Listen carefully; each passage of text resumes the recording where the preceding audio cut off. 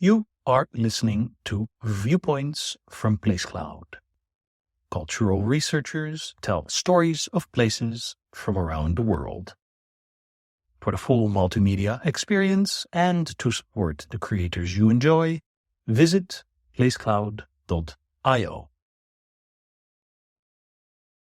As you walk south down City Road in Islington, after you've passed the roundabout at Old Street, you're met with restaurants, hotels, office buildings, car parks, and flats. Flanked by a takeaway lunch spot and the Honorable Artillery Company is a pretty nondescript cemetery. It's old and much of it is locked. You wouldn't know that this cemetery, which is called Bunhill Fields, is home to over 123,000 graves. It served as a cemetery from around 1665 to 1854 and was favored by nonconformists, those who belonged to Christian congregations that disagreed with the Church of England. Bunhill Fields is the final resting place of notable people including John Bunyan, Daniel Defoe, and William Blake. Bunhill Fields got its name from the term Bone Hill. The area, which was originally part of a large field used for military exercises in the late 15th century, was likely linked to occasional burials from at least Saxon times, if not earlier. But it is more likely the term came from the field's use as a massive deposit site for human bones. In 1549, more than 1,000 cartloads of human bones were brought to the field from St. Paul's charnel house, the vault where human skeletal remains were stored, as the building was being demolished. The dried bones were spread upon the field and then capped with a thin layer of soil. This resulted in a hill amongst a damp, flat stretch of land. In 1665, the City of London Corporation decided to use some of the land as a burial ground for individuals who died of plague but could not be accommodated in other churchyards.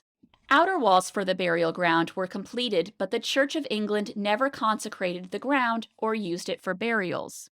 Its unconsecrated soil made it popular amongst nonconformists like Quakers, Presbyterians, and Baptists, but anyone who could afford the fees could be interred in Bunhill Fields.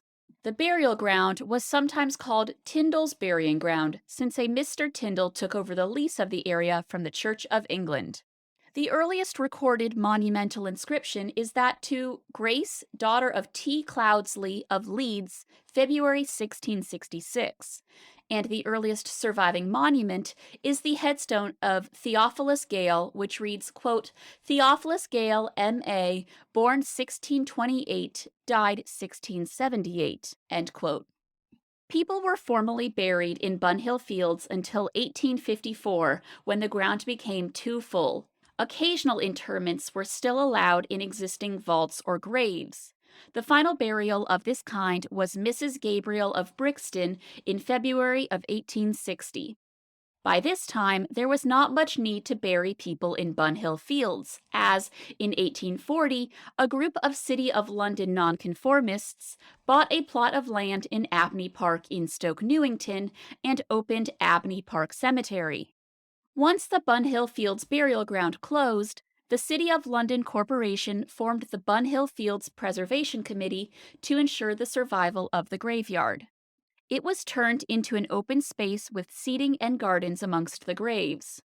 Much of it was severely damaged during World War II bombing. As a result, in the 1950s, the city cleared the northern third of the ground of its monuments and opened a public garden there, while also preserving and protecting the rest of the burials and monuments behind railings. The site has been maintained but not changed since it was landscaped in the mid-1960s. The three best-known burials are that of John Bunyan, author of The Pilgrim's Progress, Daniel Defoe, author of Robinson Crusoe, and William Blake, romantic poet and painter. Other famous figures buried in Bunhill Fields include the famous hymn writer Isaac Watts and the mother of Methodism, Susanna Wesley.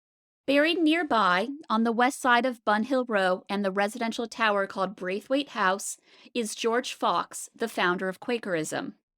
Fox is buried in the part of Bunhill Fields called Quaker Gardens, which comprises the surviving fragment of a former Quaker burial ground.